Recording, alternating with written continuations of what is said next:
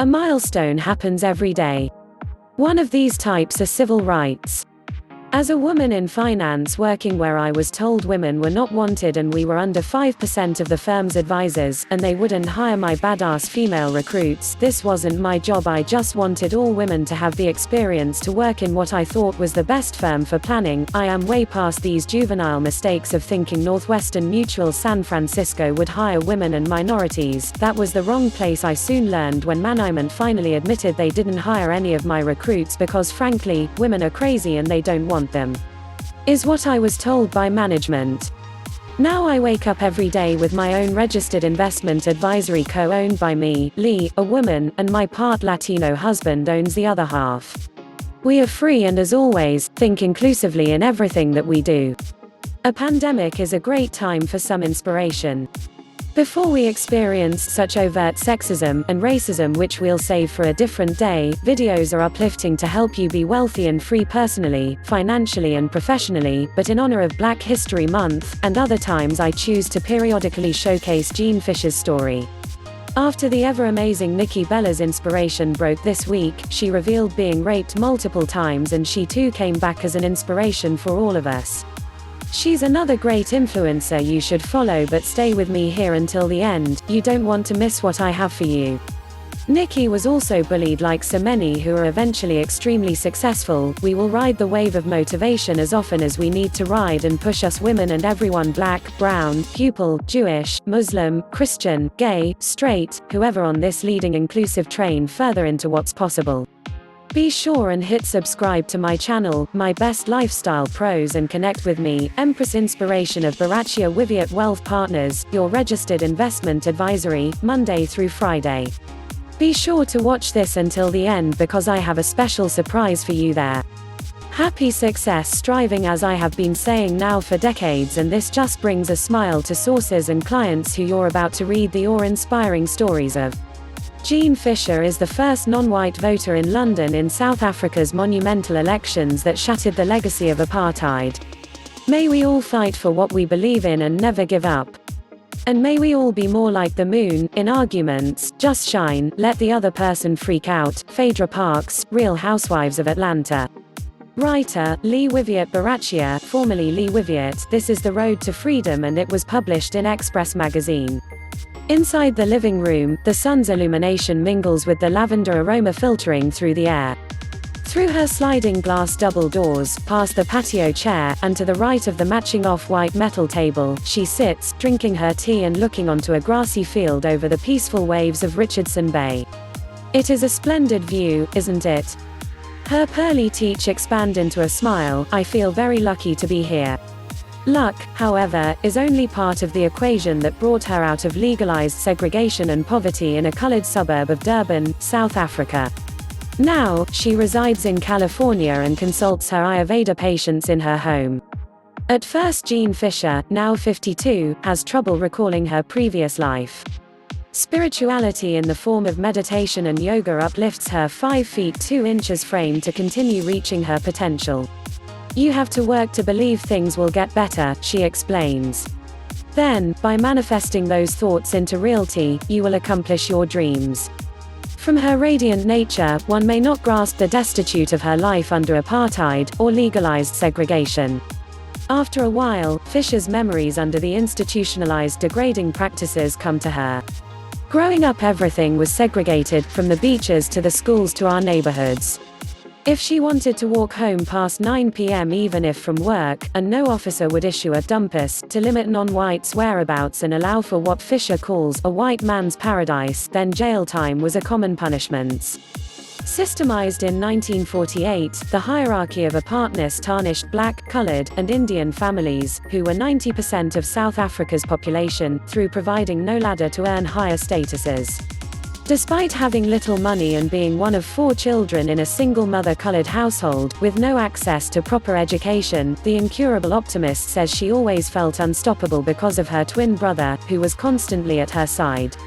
It all started when we turned 16, she says.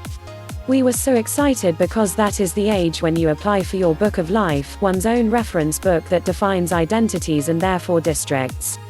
So we went, identified ourselves as colored because we are half Indian, half Zulu, born February 11, 1957 and all that stuff, and turned it in, waited, and waited.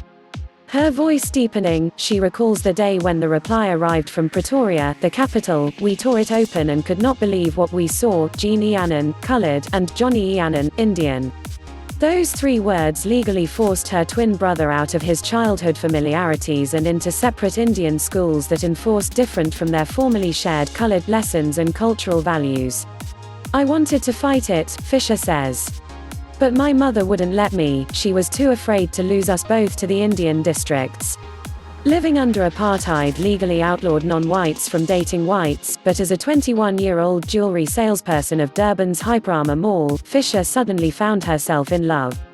He was beautiful, she says of the British butcher that passed her in the corridor on his way to the canteen. And he would stop by the shop and ask a bit about the jewelry. That's how we started to talk. As a high school graduate, Fisher understood that apartheid jeopardized her aspirations but would not let it endanger romance. Instead, the pair was forced into secrecy.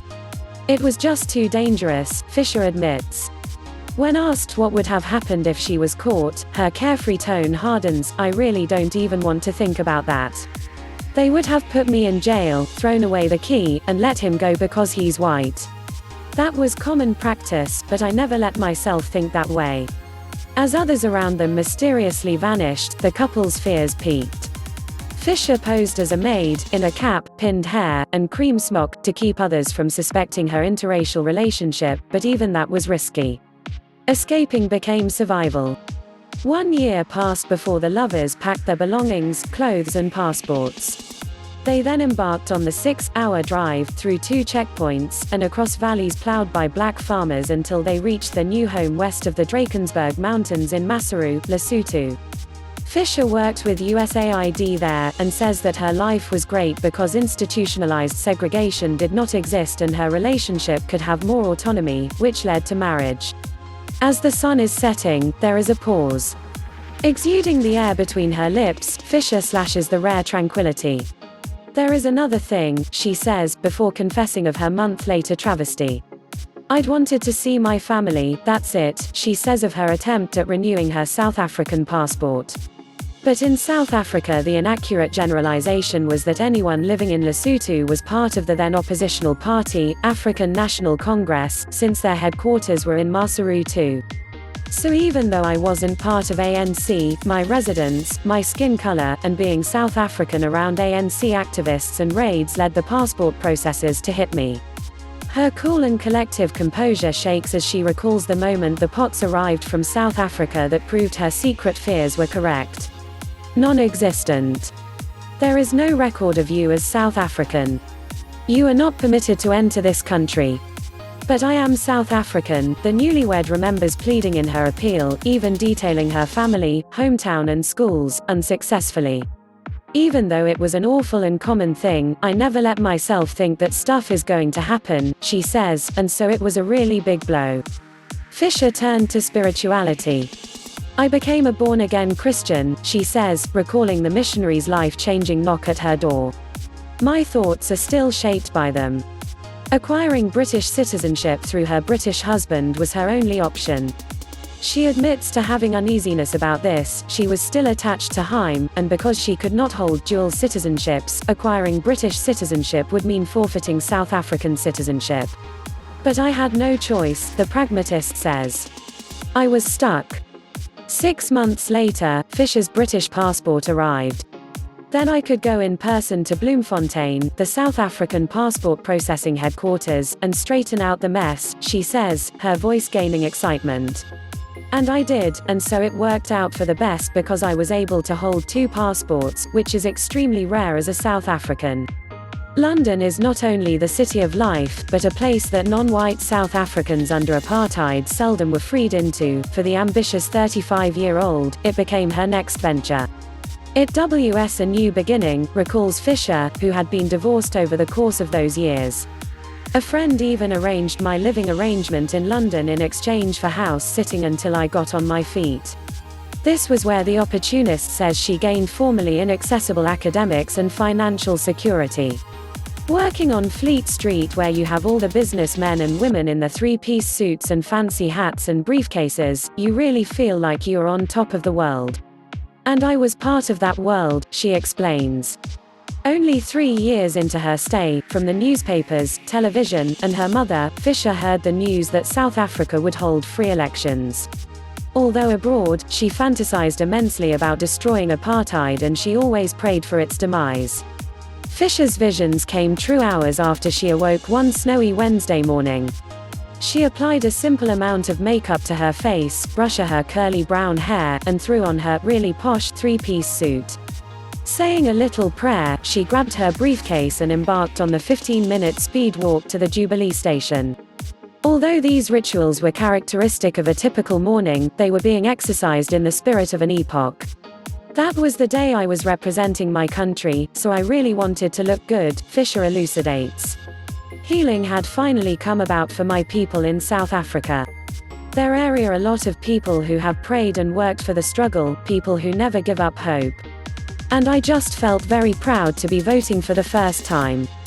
After a 25-minute tube ride, she passed the 149-year-old fountain in between the stone steps of the Trafalgar Square South African Embassy, which up until the day before would have been filled with protesters against apartheid. Excitement filled the air. But as she stared at the backs of the two white men walking out from the polls, it all felt surreal. The flock or reporters rushed up to her and surrounded her. That's when I realized I was the first colored voter, she confesses. I feel great and proud to be representing my country, she recalls saying into the news cameras. We must unite if the country is to reach its potentials. Even months later, my mom's phone would not stop ringing. Fisher chuckles. I guess they showed those clips of me over and over, and people from my village just couldn't believe it was all really happening. She continues, I was a poor black woman leaving South Africa with only a suitcase in hand, and I put myself through university, got a job at a top corporation, enough cash to purchase my own West Hampton apartment, and I was able to gain my country freedom in casting that first black vote. I always believed I could do it, and it has turned out a pretty remarkable story. 1 year later, the free spirit pierced barriers again by throwing herself into California's uninhibited way of life. Fisher gained individual freedom before that April 27, 1994 legendary vote, but her situation remains rare. Even with improved freedom, black rights, electoral systems, and basics like sanitation, South Africans are still wrestling oppression. Nearly 6 million South Africans suffer the world's largest AIDS epidemic, and 20 million battle poverty.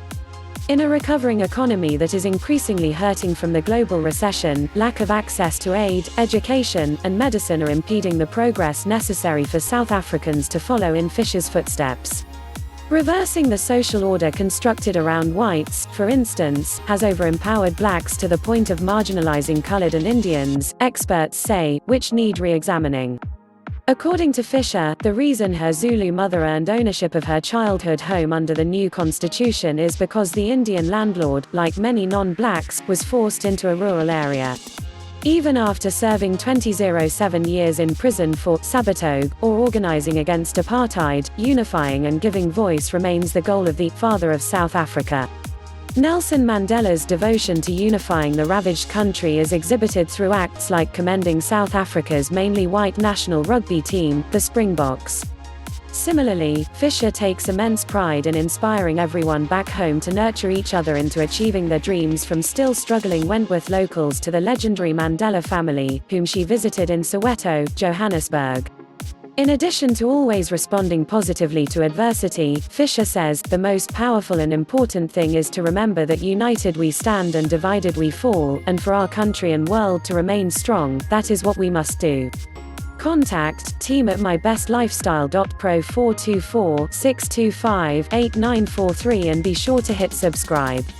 Also, if you click the link on my YouTube cover, I'm offering my first ebook on how to become your own bank.